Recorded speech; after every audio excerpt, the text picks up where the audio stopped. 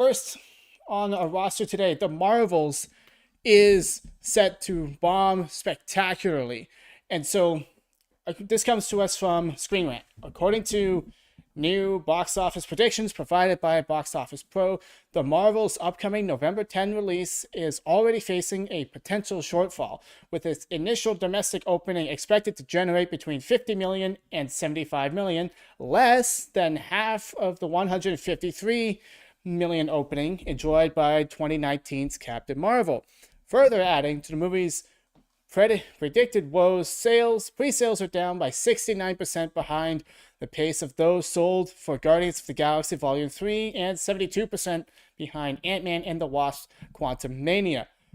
And now, as you guys will remember, Ant-Man and the Wasp Quantumania was a bad movie and everybody hated it, so much so that I did not even bother watching it yet. So I cannot give you my 2 cents on the film, but I can tell you that it seems that the entire internet hates it. That's part of the reason why I don't watch it. And so this upcoming The Marvels movie is set to debut 72% behind what Ant-Man and the Wasp Quantumania did based on pre-sales projections. And so let's contextualize this a little bit. 75 million, 50 to 75 million, that's a lot of money.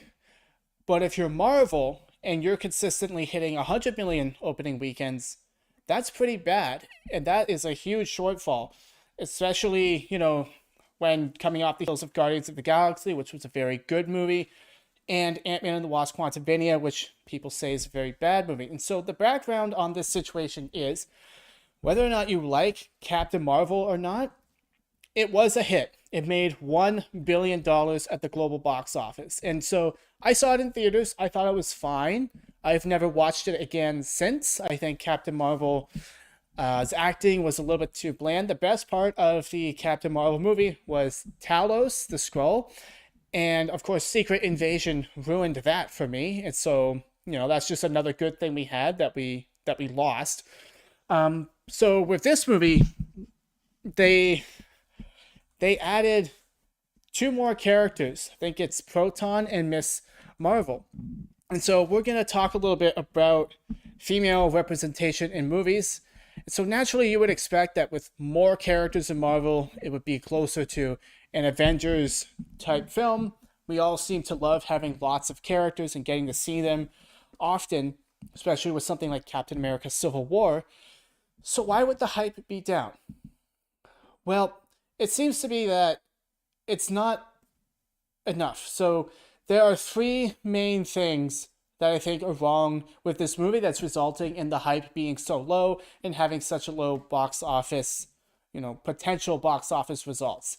And so I think, 1, we have 3 options. First, we could blame Brie Larson for pissing off the fan base. I don't think I need to explain to you guys that back in 2019 and 2020, she said a lot of things that made everybody, or at least a large portion of the based right community, angry with her. Everyone's calling to boycott her. And we haven't seen her since Avengers Endgame. And I think a lot of people have since fallen out of favor with Marvel, which is the second option. We could blame the low quality of previous Marvel projects, such as Ant-Man and the Wasp Quantumania, She-Hulk, and Secret Invasion, just to name a few, where people are basically saying, Marvel is not a guaranteed hit anymore. I don't think I'm going to go out and spend my money right away. I'll probably wait and see if people think it's good. And naturally, that is the position that I would be in as well with this movie. If I wasn't going to cover it for you guys and tell you guys what I thought, I think that I would probably wait and see what the reviews are and maybe catch it on Disney Plus. Or third, there's a third option. We can blame the alt-right trolls that are only mad because it's all women. Women are the problem. And here's the thing, guys. Women characters are not the issue. Poorly written female characters are the issue. I think as men, people seem to think that, and yes, I would say that there is a large portion of the internet community that just doesn't like women nowadays and they blame women for everything. I think that's pretty beta behavior. Everything in your life is your fault. It's not women's fault. To quote Dr. Jordan Peterson, if all women are rejecting you, It's not women, it's you. Like, get your act together. So we have those three options. So let's go through it. Do I believe that Brie Larson said some very obnoxious things that are clearly irritating? Yeah. Yeah, I think I was irritated by some of the things that, or the way she said those things in the interview. I wasn't too offended by some of the things that she said, but I definitely understand why a lot of people would be. Two, we can blame. I do believe that the quality of Marvel is lower, and a lot of times I'm just not excited to jump in on a project anymore. I thought that Secret Invasion was going to be good, but as soon as I saw the first episode and realized like it was just about to be okay, and now that I've seen all of it, more and more I think, you know what? That show is just not good. It's just not a good show. And so I think it's understandable that people are just hopping off of the Marvel train. And so I think honestly it's all three. There are, and there are right-wing trolls, and let me explain this a little bit. Not everyone who criticizes woke Hollywood is an alt right-wing troll. A lot of them are perfectly reasonable people who have perfectly valid complaints. Nobody likes to have woke messaging, or any messaging for that matter, shoved down their throats in their entertainment. We just want a good story. We just want to be entertained, and nobody wants to be preached to. Like, even I, as a Christian, tend to not watch Christian content. Why? Because I know half the time it's just a sermon masquerading as entertainment. And that's, if I want to hear a sermon, I'll go to church and listen to a sermon, or listen to a sermon on YouTube. But when I sit down to watch a film, I primarily want to be entertained. And if I'm watching a very serious and very dark film, I'm okay to be challenged. You have to do it in an interesting and nuanced way that isn't coming from a self-righteous high horse sort of way.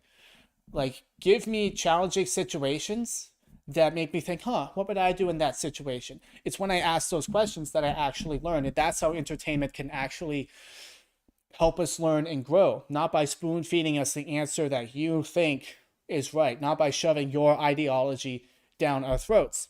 And so I would say the answer is all three. People have valid reason to dislike what Brie Larson has said.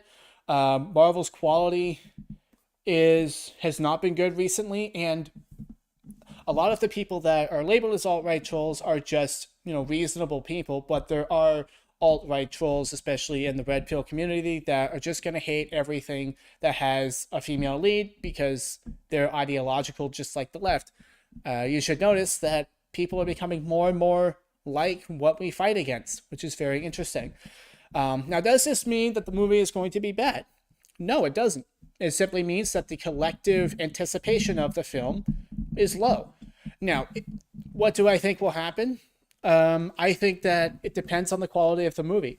If this movie has a low box office opening, but turns out to be an absolute banger and gets 99% audience score rating on Rotten Tomatoes, 90% critic rating, everybody loves it, we're raving about it, and we're just all celebrating on how finally we have female-led movie that's actually good and not woke and doesn't shove crap down our throats, then yeah, I think this movie can definitely have legs, and it can definitely make its money back and get over 500,000, maybe into the 700 million.